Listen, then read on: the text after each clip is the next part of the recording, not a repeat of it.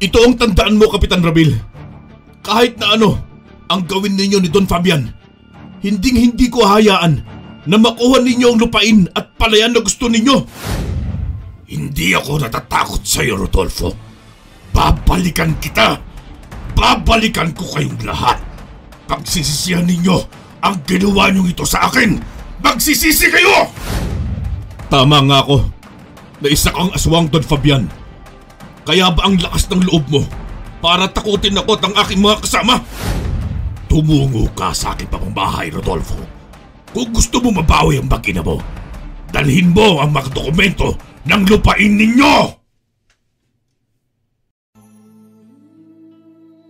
Ang pagiging isang magsasaka ay kaakibat na ang pakikibaka sa malawak na lupain at palayan.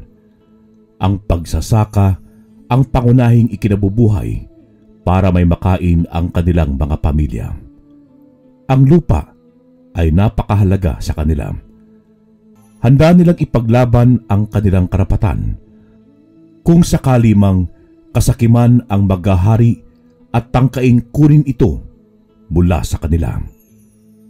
Masusubukan ang katapangan at karapatan ng isang magsasakang handang ibuwis ang sariling buhay para sa mga kapwa niya magsasaka at sa kanyang pamilya.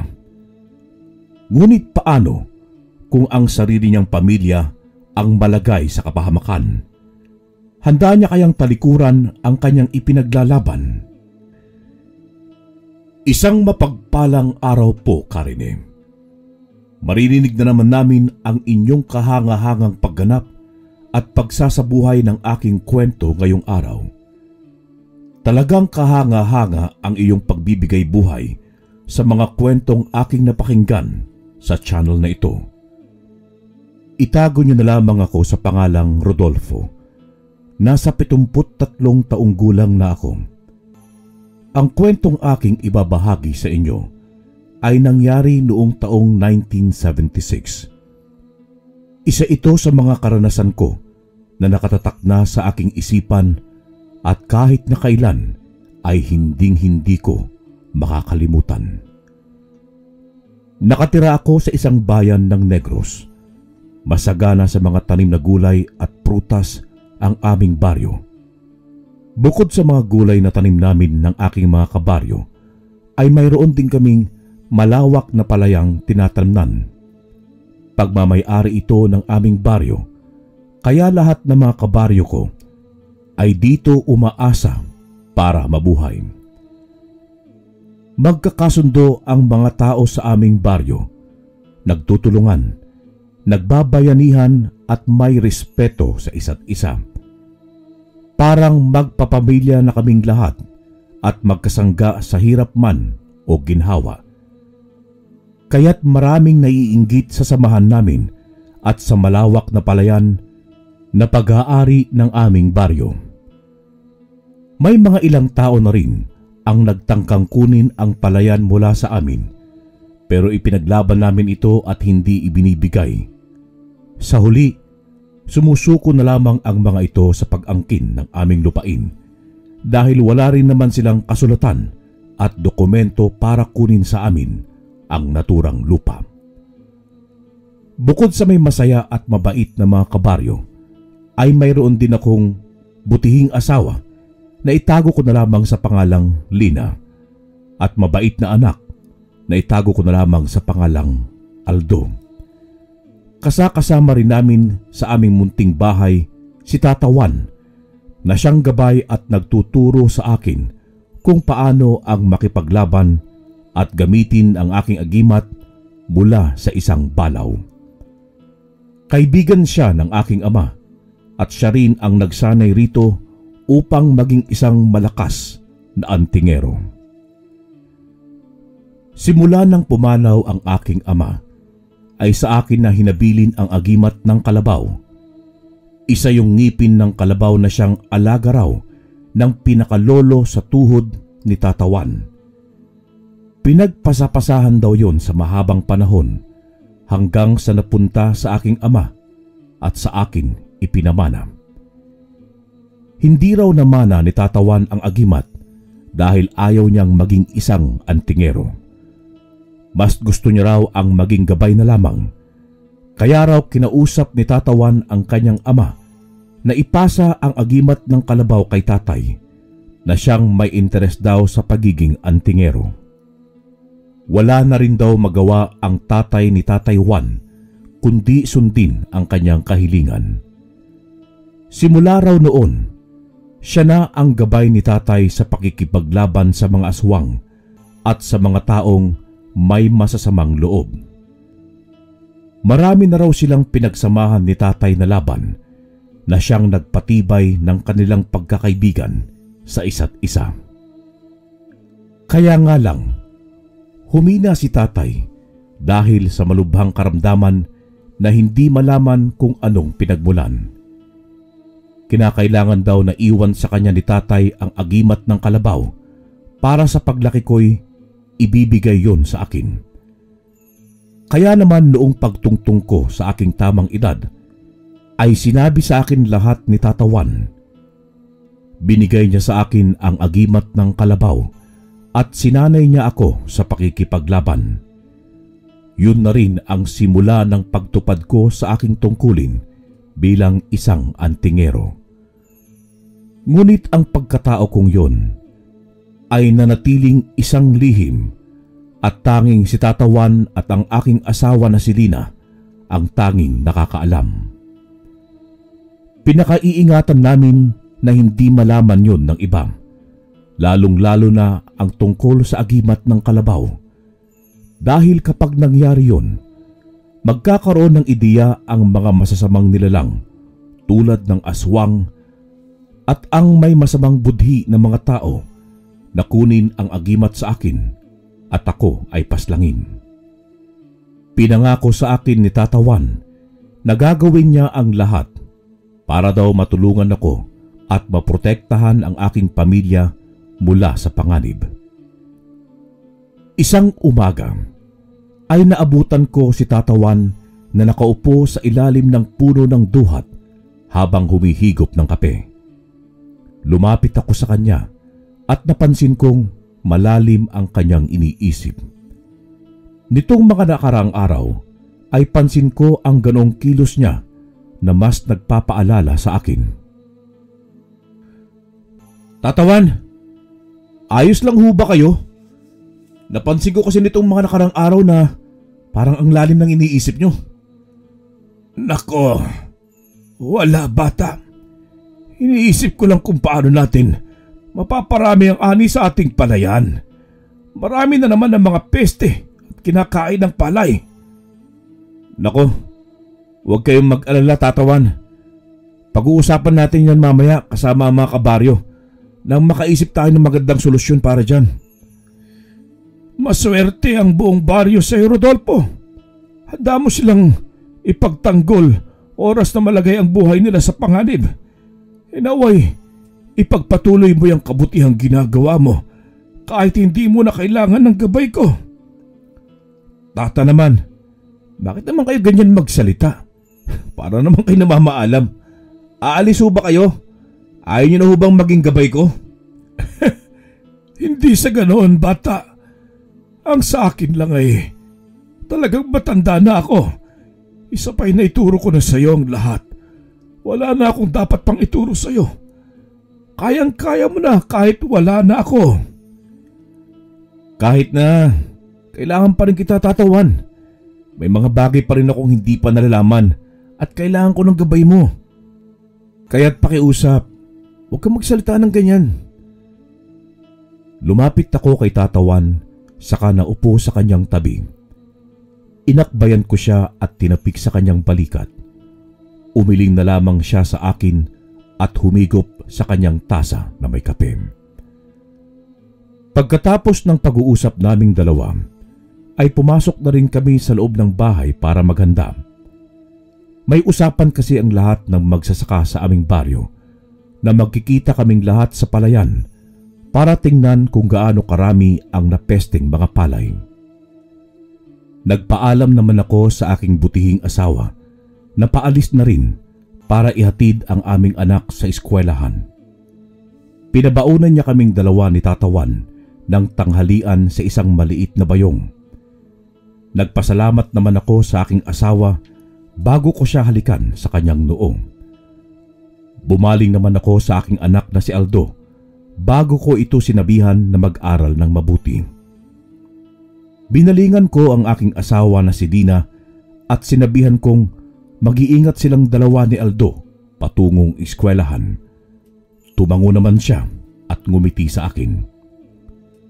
Nagpaalam na rin ako sa kanila para umalis na kaming dalawa ni Tatawan. Agad kaming tumungo sa palayan ni Tatawan. Sa kalagitnaan ng pagtingin naming dalawa ni Tatawan ay may naamoy akong likido. Kumunot ang aking noo at hinanap kung saan yun nagmumula. Hinawi ko ang mga talahib sa gilid ng pilapil. Agad akong napamura ng malutong nang makita ko ang gas na naroon sa damuhan. Base sa aking pag-obserba sa gas ay bago lamang yung lagay roon. Tinawag ko si Tatawan at pinasuri ko sa kanya ang aking nakita. Inamoy rin namin yung dalawa. Kumuha ako ng siga at dinakot ang likido gamit ang dahon. Pagkasiga ko sa dahon na may gas ay lumiyab ang apoy. Pambihira, Rodolfo. Mukhang may gustong sunugin ang palayan natin. Sa hinuha ko ay sila rin ang may kagagawan kung bakit dumami ang mga peste sa ating palayan. Kaya nga ho, Tatawan, ang ipinagtataka ko lang ay kung sino ang posibleng gumawa sa palayan natin. May duda ka ba galing ito sa mga kasamahan natin o sa ating baryo? Hindi. Imposible na kasamahan natin ang may gawa nito. Isipin mo, kung gagawin niya yun, siya lang din ang mawawalan ng hanap buhay. Pare-pareho tayong magugutom. Ang ibig mo pong sabihin, Tatawan, posibleng sa labas ng ating baryo ang may gawa nito? Yan ang hindi ko pa masasabi sa iyo ngayon, bata. Kutob ko lamang yun. Pero hindi ako sigurado kung totoo dahil hindi naman natin nakita kung sinong may gawa. Kung ganon, kinakailangan kong magbanman mamayang gabi kung sinong nasa likod nito. Mabuti pa kang yun ang gawin natin, Rodolfo. Magsama tayo ng ibang mga kasamahan natin para may kasama tayo sa pagtuklas ng katotohanan. Pumayag naman ako sa payong yun ni Tatawan. Sinabihan namin ang ilan sa mga kasama namin ang tungkol sa gas na aming nakita sa talahiban. Maging sila ay nagtataka na rin kung sino ang may kagagawan nun sa aming palayan. Nagplano kami para sa gagawin namin mamayang gabi. Balak naming magtago sa mga talahiban at magmanman kung sino man ang tao na nasa likod para sirain ang palayan namin. Pagkatapos naming maglagay ng gamot sa buong palayan namin laban sa mga peste, ay inalis namin ang gas na nasa talahiban. Hindi kami tumigil hanggat hindi namin nasisiguro na hindi yun lahat nakukuha. Tinignan din namin ang ilang parte ng palayan para masiguro ng walang gas sa buong paligid. Umuwi na rin kami sa aming tahanan nang sumapit ang hapon para magpahinga. Naikwento ko rin sa aking asawa ang tungkol sa aming nakita ni Tatawan at maging siya ay nagtataka rin kung paano yun nangyari. Pasado 5:00 ng hapon ay naghanda na rin ako ng aking gamit. Daladala ko ang aking tigalpo ng makasandaling yun. Kung sakali man nakakailanganin kong protektahan si Tatawan at ang iba kong kasamahan.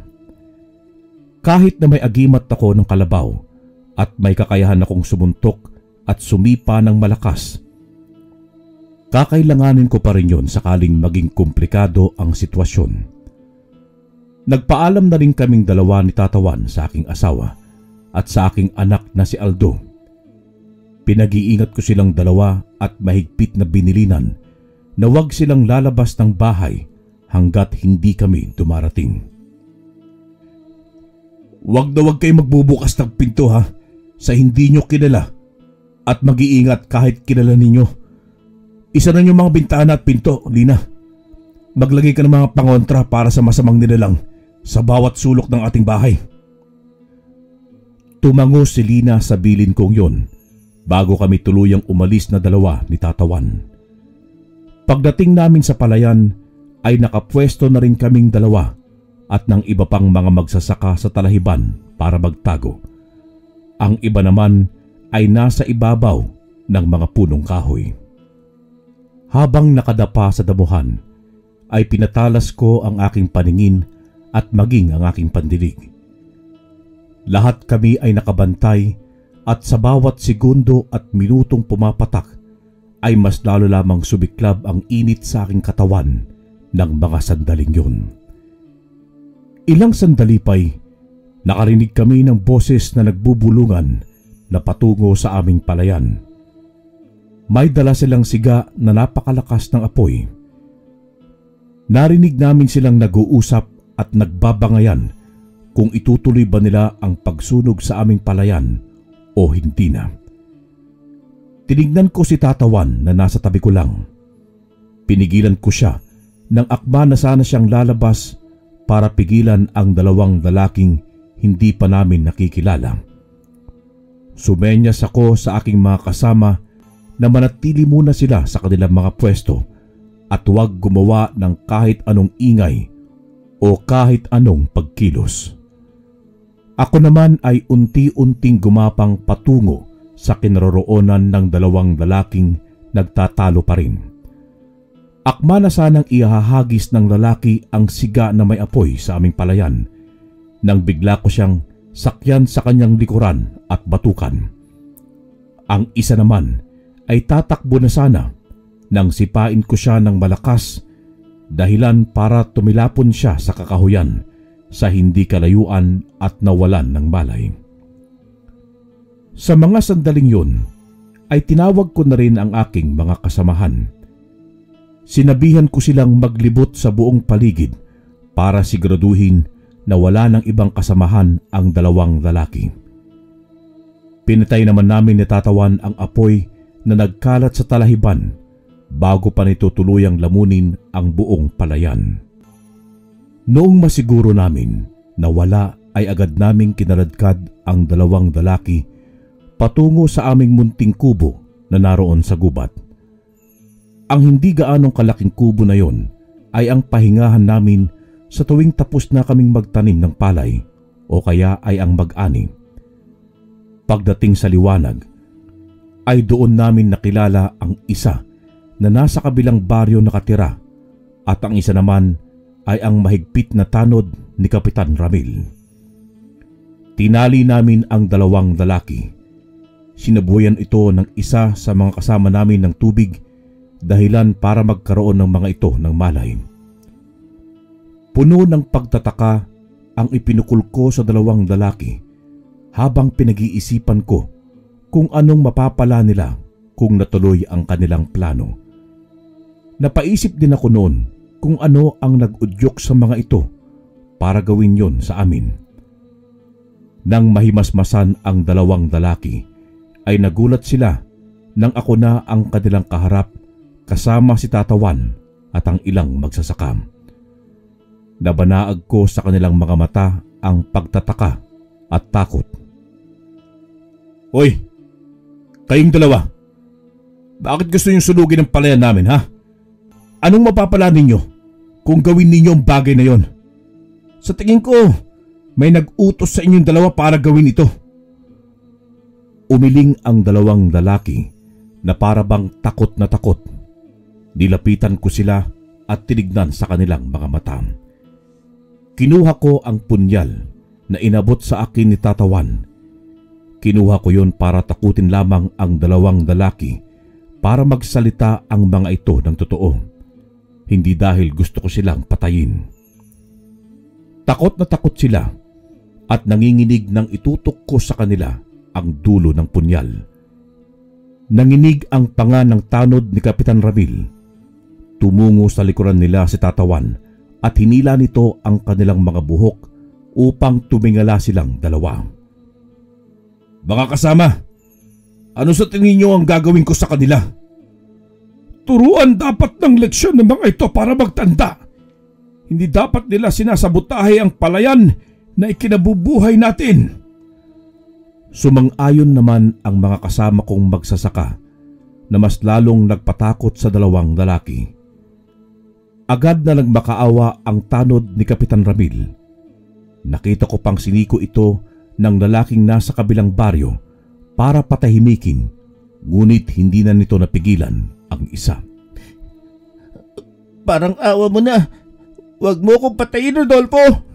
Napilitan lang akong gawin ang bagay na ito dahil inutusan lamang ako. Sino nag-utos sa'yo, ha? Ano ang intensyon niya? At pinasusunog niya sa inyo ang palayan namin? Si Kapitan Ramil. Siya ang nag-utos sa amin. Pinag-utusan lang din siya ng kaibigan niyang si Don Fabian. Gusto kasi ni Don Fabian ang palayan ninyo para patayon ito ng gusali para sa negosyo. Ilang beses ka na raw kinausap ni Kapitan Ramil tungkol sa bagay na yun. Ngunit hindi ka raw pumapayag. At talagang hindi ko bibigay ang gusto niya. Hindi niya ba alam na ito ang pinagkakitaan at ang kinabubuhay namin? Bibilhin lang nila ang lupain at ang palayan sa murang halaga. Tapos, paano ang buong kabaryo ko, ha? Ano na ang pagkakitaan kung kukunin ng palayan? Kumuyom ang aking kamao dahil sa galit. Nakalimutan ko ang tungkol sa pag-uusap namin ni Kapitan Ramil noong ilang buwan na ang nakakalipas dahil akala ko ay ayos na sa kanya na hindi namin ibibenta ang lupa at palayan sa kanya. Yun pala ay naghahanda lang siya ng ganitong pagkakataon para makuha ang lupa sa amin ng sapilitan.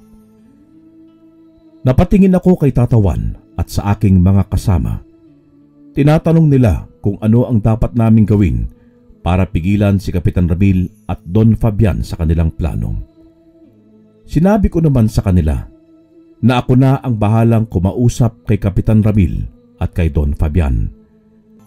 Pinakawalan naman namin ang dalawang lalaki at pinagbantaan na kung gagawin pa nila ang kanilang ginawa sa aming palayan ay ipapakulong namin sila.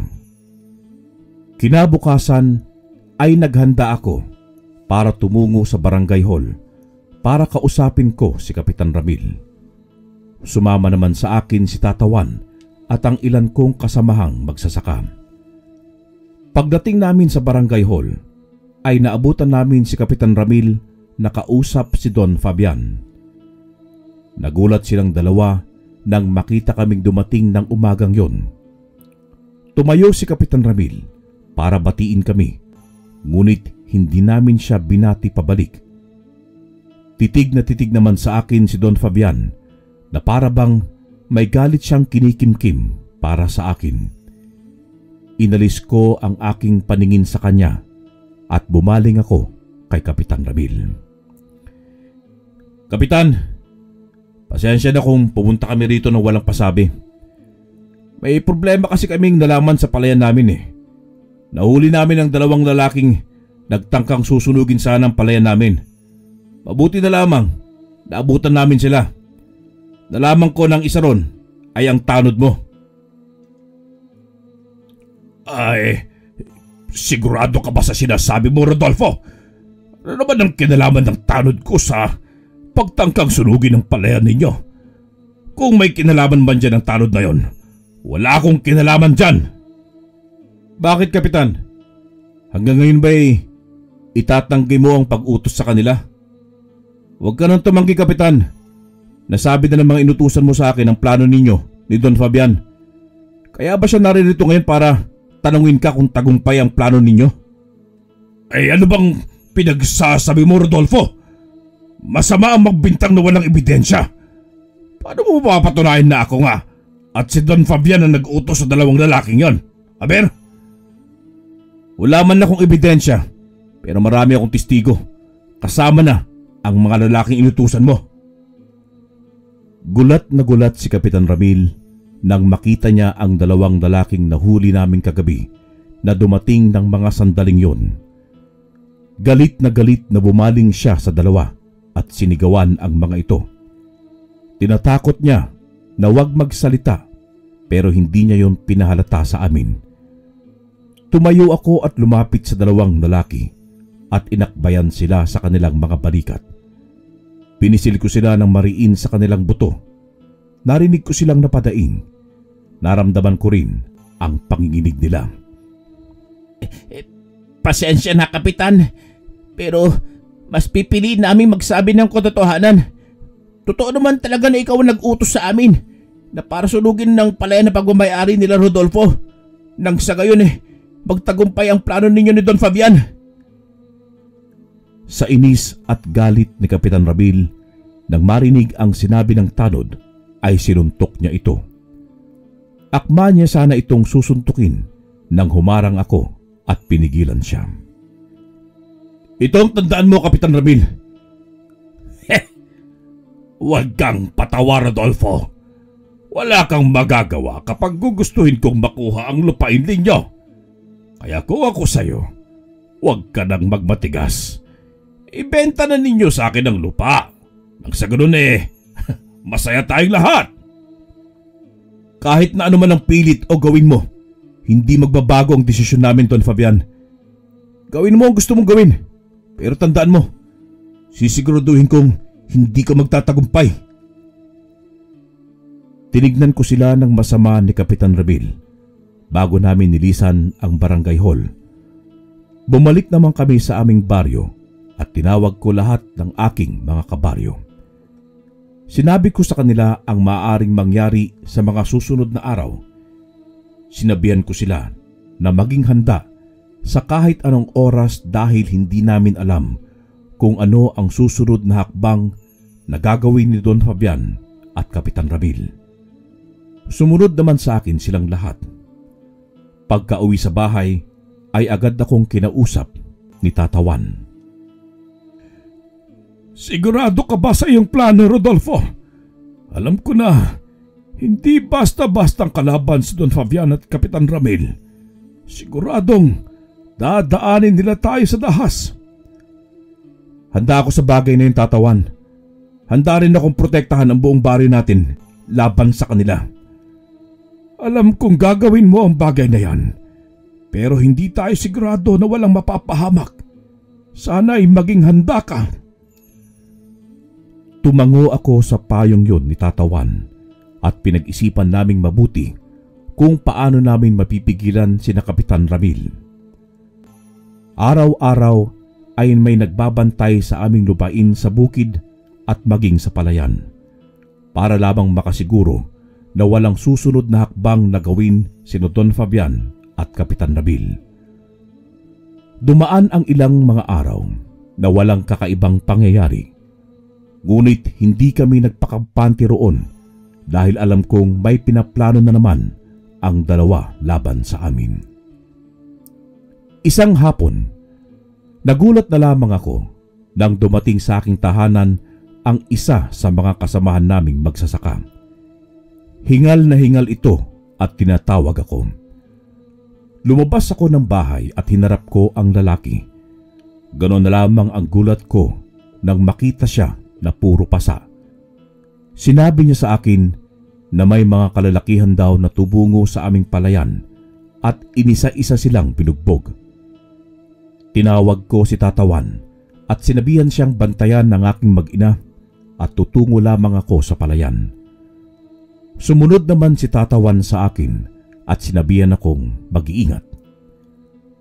Tumungo ako sa bukid at nakita ko ang 10 kalalakihan na binubugbog ang mga kasamahan kong magsasaka. Ang mga ibang kabaryo ko ay nandalaban at pinipigilan ang mga kalalakihan na makalapit sa aming palayan. Noon ay nakita ko si Don Fabian na nakapamaywang sa kabilang pilapil at nanonood sa buong pangyayari. Bumubuga pa siya ng tabako na parabang nasisihan siya sa kanyang nakikita. Kumuyom ang aking kamay at galit na sinugod siya. Sinuntok ko siya sa kanyang muka, dahilan para tumilapon siya sa palayan. Sumugod ang mga tauhan niya at pinagtulungan nila akong bugbugin. Ngunit mabilis ang aking kilos kaysa sa kanila. Inisa-isa ko silang sinuntok. Nagpakawala rin ako ng sipa. Sumugod din ang aking mga kasamahang magsasaka at tinulungan nila ako. May isang lalaking malaki ang katawan ang sumugod sa akin.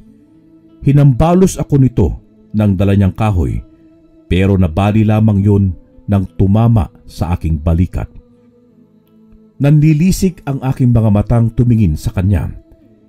Hinawakan ko siya sa kanyang braso at walang pagdadalawang isip na binali ko yun. Napasigaw siya ng malakas habang nagsusumamo. Nabitawan ko siya.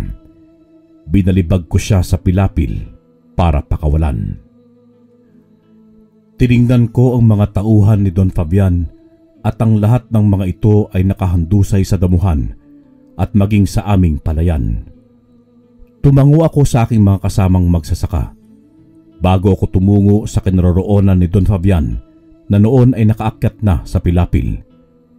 Kita ko ang takot sa kanyang mga mata nang tignan niya ako.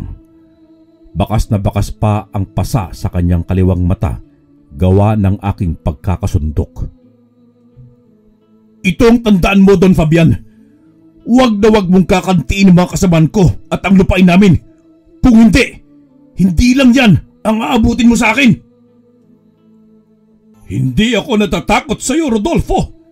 Babalikan kita. Babalikan ko kayong lahat. Pagsisisihan ninyo ginawa niyong ito sa akin. Magsisisi kayo. Sige lang, Don Fabian. Daanin mo kami sa dahas. Dahas din ang ibabalik ko sa iyo. Galit na galit siyang tumingin sa akin habang nakukuyom ang kanyang dalawang kamay. Pasigaw niyang tinawag ang kanyang mga tauhan.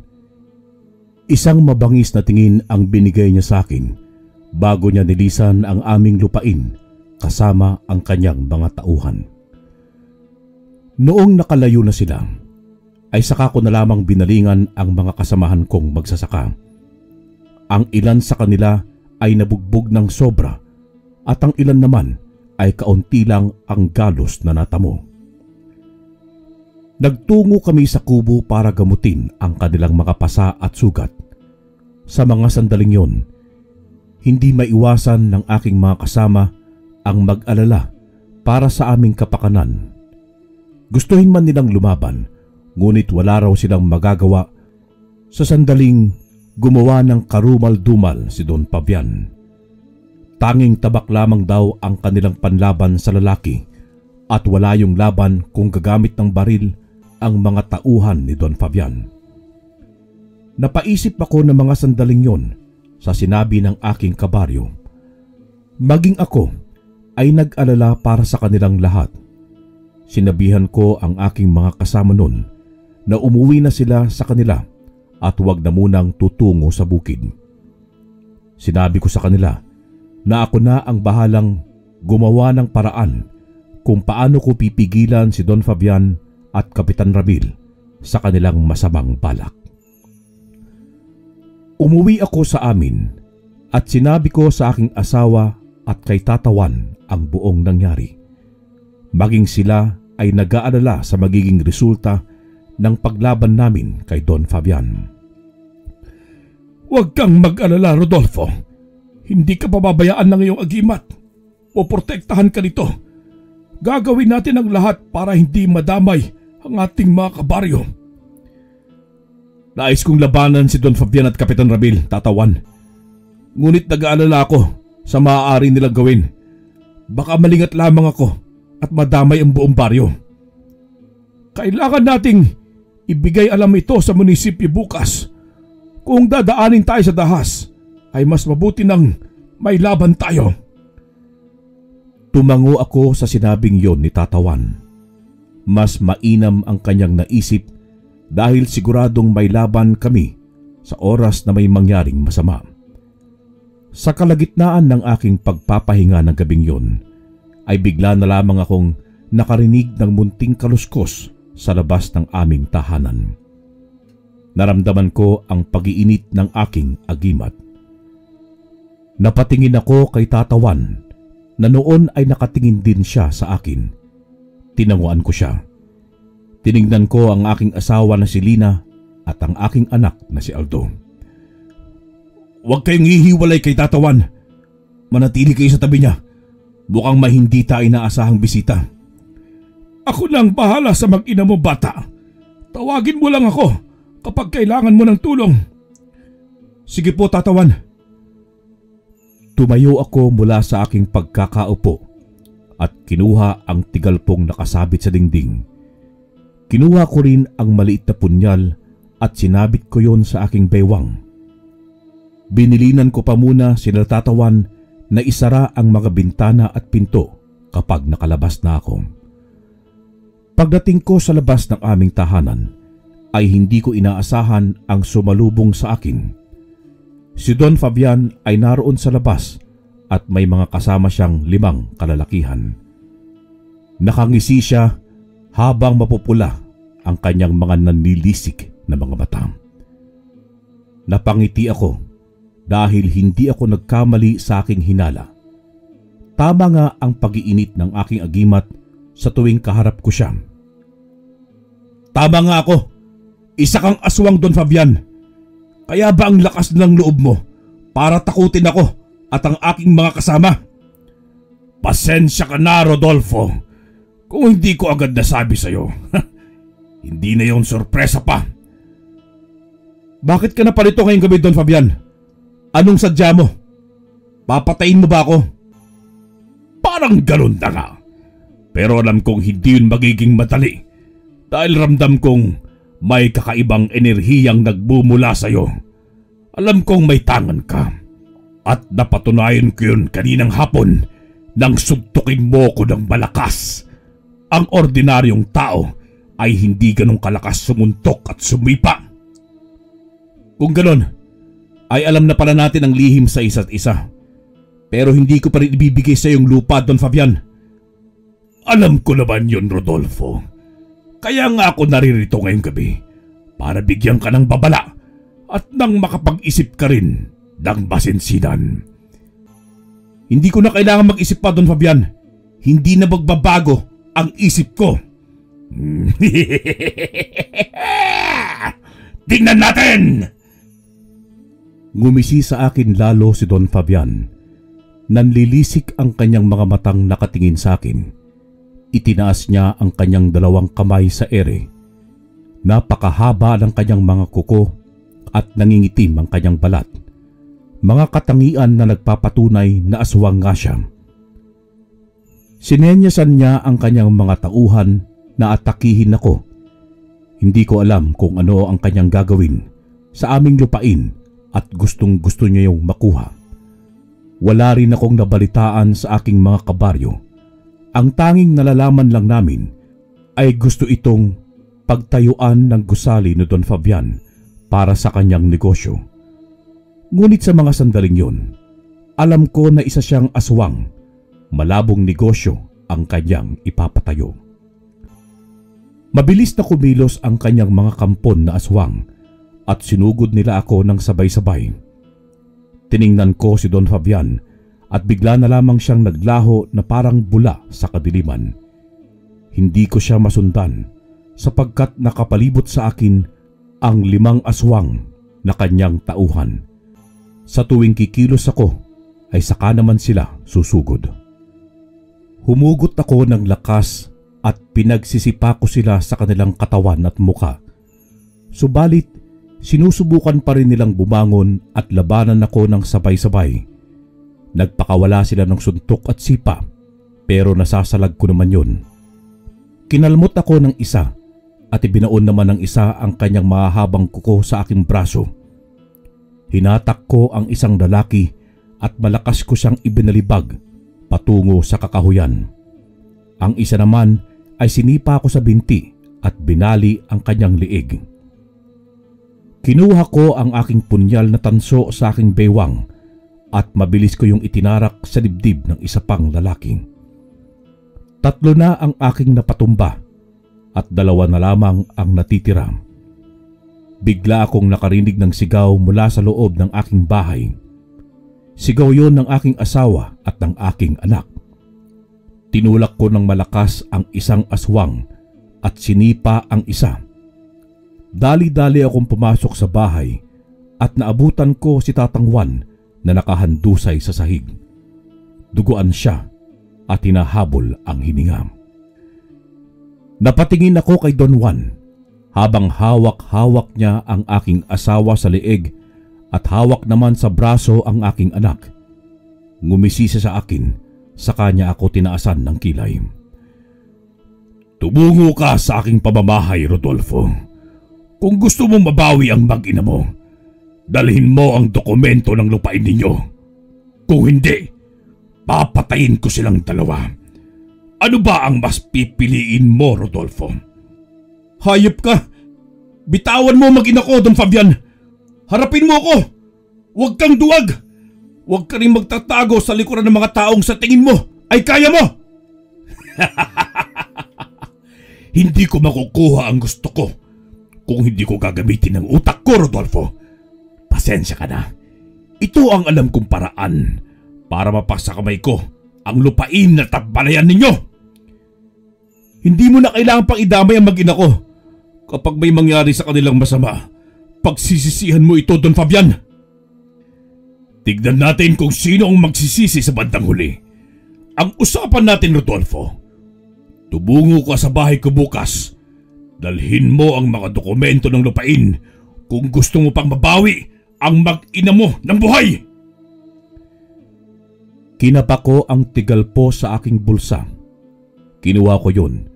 Saka mabilis na tinagulpo si Don Fabian. Subalit hindi ko akalain na mabilis pala siyang kumilos.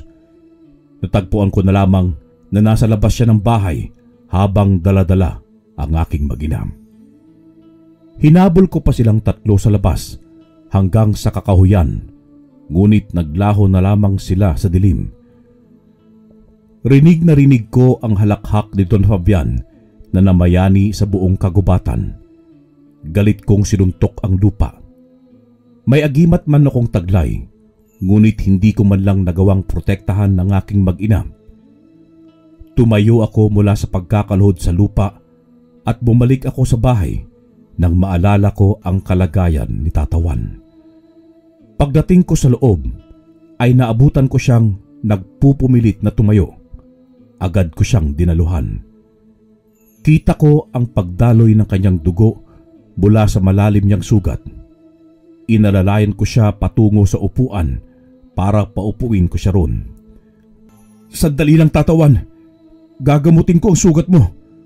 Sandali lang. Rodolfo, wag mo na akong alalahanin. Iwan mo na ako rito. Kaya kong sarili ko. Habulin mo ang mag-ina mo. Iligtas mo sila mula kay Fabian. Pero hindi kita kayang iwan dito, Tata Juan. Kailangan na munang maagapan ko itong sugat mo. Hindi na nakatanggi pa si Tata Juan nang pilitin ko siya ng mga sandaling yon. Hinayaan niya akong gamutin ang sugat niya. Pagkatapos kong lagyan ng herbal ang sugat niya, ay tinalian ko yun gamit ang tela para huminto ang pagdurugo. Noong matapos ako, ay pinagpahinga ko siya sa upuan. Nagpaalam ako sa kanya na pupunta ako kay Mang Ebe na isang albularyo para matingnan siya at mas lalong magamot ang kanyang sugat. Sinubukan akong pigilan ni Tata Juan, ngunit hindi ko siya pinakinggan. Kumaripas ako ng takbo patungo sa bahay ni Mang Ebe at sinabi ko sa kanya na kailangan niyang pumunta sa bahay para gamutin si Tata Juan. Tumango naman sa akin si Mang Ebe at sinabing siya na raw ang bahala. Ako naman ay tinahak ko ang daan patungo sa bahay ni Don Fabian.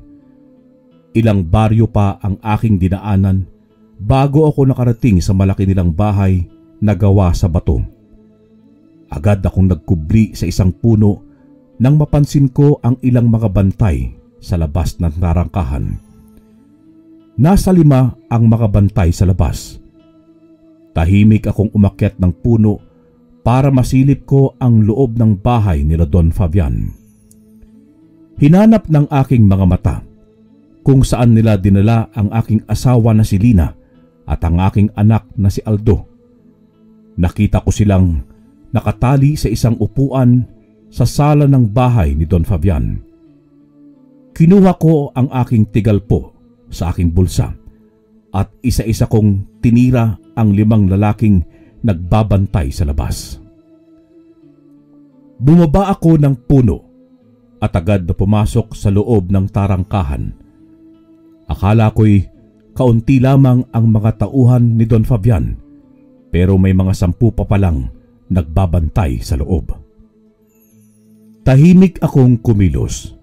Dahan-dahan akong lumakad patungo sa isang bantay na lalaki at mabilis ko siyang hinambalos ng aking braso sa kanyang batok. Nawalan nito ng malay. Hinila ko ang katawan nito at ikinubli sa malagong halaman na naroon. Sinunod ko naman ang isa na nagbabantay sa hagdan. Ang iba naman ay ginamitan ko ng tigalpo. Nagkubli agad ako sa ilalim ng hagdan lang lumabas si Don Fabian kasama si Kapitan Ramil at ang mga tanod nito. Narinig ko ang usapan nilang dalawa ng mga sandaling yon. Nakakasigurado akong pupuntahan ni Rodolfo ang mag-ina niya rito sa pamamahay ko, Kapitan. At kapag mangyari yon, ay mapapasa akin na rin ang lupain nila. Mas lalawak pa ang aking koneksyon sa iba't ibang bayan. Oras na mapatayo ko ang aking negosyong naiisip. Sa paraang yon, mapapanatili ko ang aking lakas at lahi. Huwag kang mag-alala, Don Fabian. Ipapadala ko ang ilang tanod ko para maprotektahan kanila laban kay Rodolfo. Kaya pala ang lakas ng loob ng isang yun dahil may agimat siya. Hayaan mo, Kapitan. Dahil kaibigan kita at tinutulungan mo akong magtagumpay sa aking negosyo. Kapag matalo na namin si Rodolfo, sisiguraduhin kong ibibigay ko sa iyo ang kanyang agimat. Magagamit mo ito sa iyong sariling interes. Lalakas ka at katatakutan ng lahat. Aasahan ko yan, Don Fabian. Mauna na ako. Ang usapan natin bukas, ipapadala ko rito ang ibang mga tanod. Tumango naman si Don Fabian kay Kapitan Ramil. Humakbang naman patungong tarangkahan si Kapitan Ramil kasama ang 3 nitong tanod. Sa mga sandaling yon, ay mukhang wala siyang kaalam-alam na isa palang aswang si Don Fabian. Hinintay ko munang makaalis si Kapitan Ramil at ang 3 nitong kasamang tanod bago ko inisa-isang tigalpuhin ang mga tauhan ni Don Fabian. Gulat na gulat siya kung paano yun nangyari. Kumuyom ang kanyang kamao at sinigaw niya ang aking pangalan. Siya na lamang ang natitira sa mga sandaling yun. Wala na siyang ibang kasama na mga tauhan niya dahil naubos ko na ang mga itong patumbahin. Luminga-linga sa paligid si Don Fabian habang pinagmamatyagan niya kung nasaan ako. Kaso, nasa ilalim lamang ako ng hagdan ng kanyang mansyon dahil hindi niya iisipin na naroon na ako sa loob ng kanyang pamamahay. Lumabas ka, Rodolfo! Alam ko na ikaw ang nasa likod ng lahat ng ito. Lumabas ka at harapin ako! Sa halip na sagutin ko siya, ay hindi ko ginawa. Kinuha ko ang aking tigalpo at saka ko siya tinira. Ngunit malakas ang kanyang pandinig at naiwasan niya ito. Napamura ako nang makita na niya ako ng mga sandaling yun. Nanlilisik ang mga mata niyang nakatingin sa akin. Agad siyang lumukso ng mabilis sa aking kinaroroonan at hinampas niya gamit ang kanyang kamay ang hagdanan kung nasaan ako. Napayuko ako nang abutin niya ako ng kanyang kalmot. Hinugot ko ang aking punyal sa baywang at mabilis na tumakbo sa malawak niyang bakuran. Galit na galit siyang humarap sa akin na para bang naisahan ko siya. Tinaasan ko siya ng kilay at saka sinenyasan na lumapit siya sa akin. Pasensya ka na, Don Fabian. Hindi ko may bibigay ang gusto mo. Narito lang ako para bawiin ang aking mag-ina at ang paslangin ka. Bilib din ako sa katapangan mo, bata. Pero hindi mo ko basta-basta lang matatalo. Hindi ko hahayaan na mangyari ang bagay na yun. Mabilis na kumilos si Don Fabian patungo sa kinatatayuan ko. Isang malakas na suntok ang ibinigay niya sa akin. Sa bilis ng kanyang kilos ay hindi ko man lang namalayan ang pagsugod niya. Hindi pa ako nakakabangon mula sa pagkakabagsak dahil sa kanyang suntok ay agad niya akong binuhat at ibinalibag sa pader ng kanyang bahay. Halos manlabo ang aking paningin dahil sa lakas ng pagkakahambalos ng likuran ko sa pader. Isinandal ko ang aking ulo para mahimasmasan ako mula sa sakit na dumaloy sa aking katawan. Nag-usal ako ng dasal para mas lumakas pa ang aking agimat na tangan. Kumuyom ang aking kamao. Hinintay ko na makalapit sa akin si Don Fabian. Noong makalapit na siya, ay malakas ko siyang sinuntok sa kanyang sikmura. Sunod-sunod yun sa mabilis na paraan. Hindi ko siya binigyan ng pagkakataon na makasuntok o makabawi man lang ng kahit konting kilos. Ibinuhos ko ang aking buong lakas na nagmumula sa agimat. Bugbog ang sikmura at mukha ni Don Fabian, pero nagagawa pa rin niyang makakilos ng kaunti. Itinaas ko ang punyal na aking hawak at ibinaon ko yon sa kanyang dibdib. Gigil na gigil ko yung ibinaon pa hanggang sa sumuka siya ng dugo. Nanlalaki ang mga mata niyang hindi makapaniwala na nakatingin sa akin. Unti-unti siyang bumagsak sa lupa habang nangihina. Kinuha ko ang pagkakataon na yon para puntahan ang aking mag-ina sa loob ng kanyang bahay. Kinalas ko ang tali sa dalawang kamay at katawan ng aking asawa at ng aking anak. Bilisan ninyong dalawa! Sumunod kayo sa akin! Bumaba kaming tatlo ng bahay ni Don Fabian, pero napatigil ako nang hindi ko makita ang katawan ni Don Fabian sa kinabagsakan nito kanina. Nilibot ko ang aking paningin sa buong paligid, ngunit hindi ko siya makita. Ilang sandali pa'y narinig ko ang malakas nitong halakhak na namayani sa buong paligid. Binalingan ko ang aking mag-ina at pinatago ko sila sa ilalim ng hagdanan. Sinabihan ko rin sila na huwag silang lalabas doon at aalis kahit na anong mangyari hanggat hindi ko sila binabalikan. Tumungo ako sa bakuran ng bahay ni Don Fabian. Tumayo ako roon sa kanag-usal ng dasal. Hinayaan ko na balutin ako ng enerhiya na nagmula sa aking agimat. Ilang sandali pa'y nagpakita sa akin si Don Fabian. Ibang-iba na ang kanyang itsura. Isa na siyang taong aso.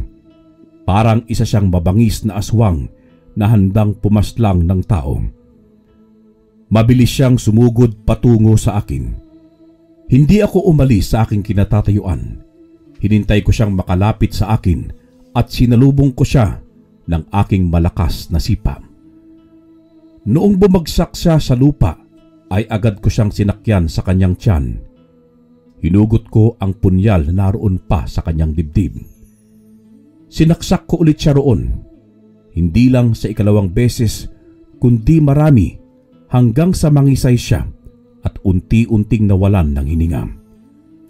Sa takot na baka mabuhay pa siyang muli, ay pinagsusuntok ko siya sa kanyang mukha. Hindi ako tumigil hanggang hindi nababasag ang kanyang bungo.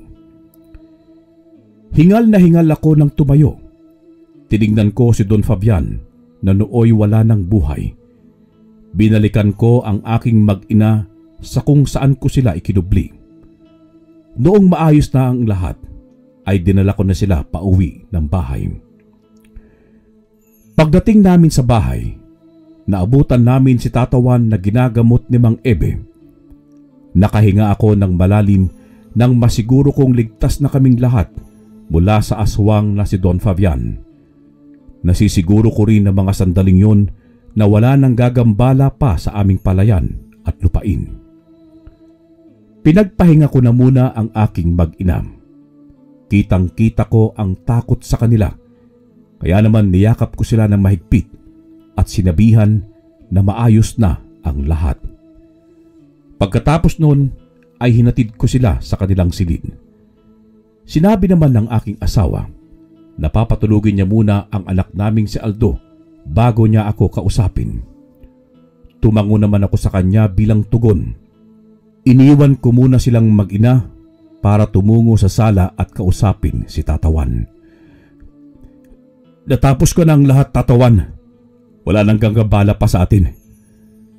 Hindi pa rito natatapos ang lahat, Rodolfo.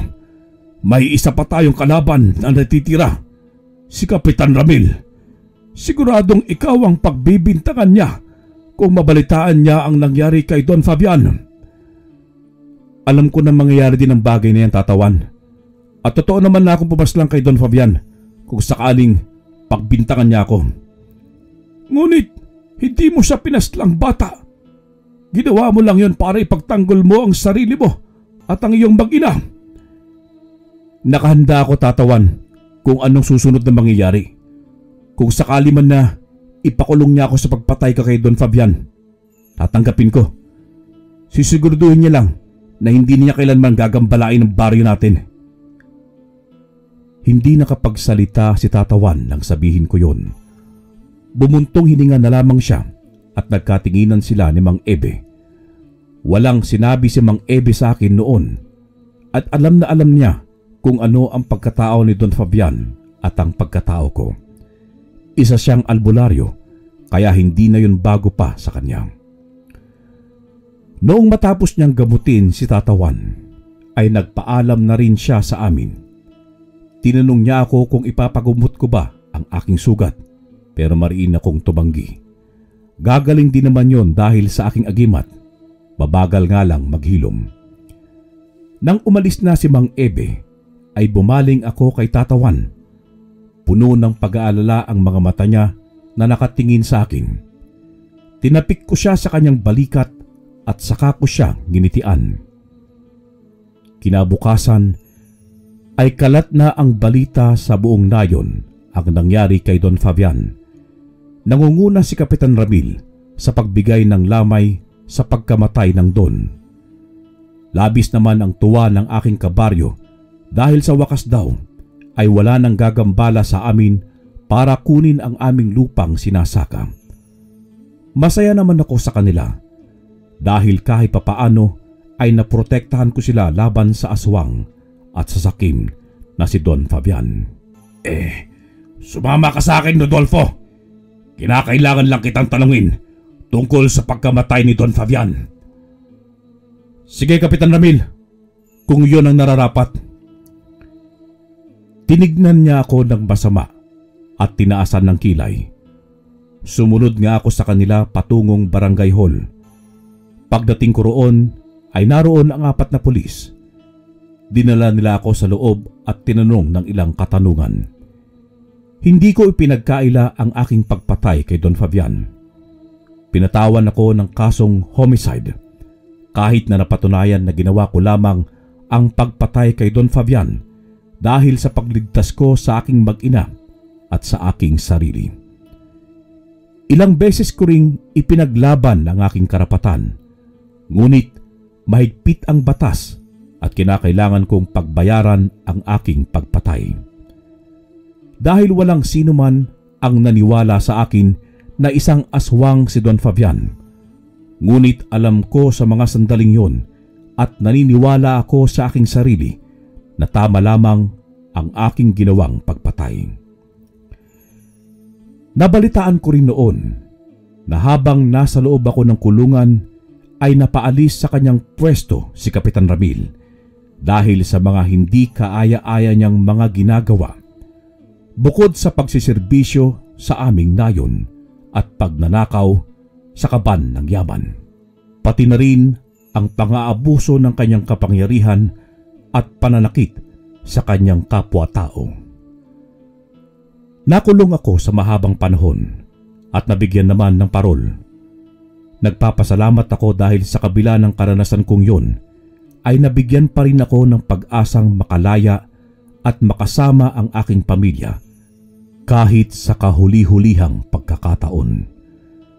Sa ngayon ay bumabawi ako sa aking nag-iisang anak na si Aldo at sa aking mga apo.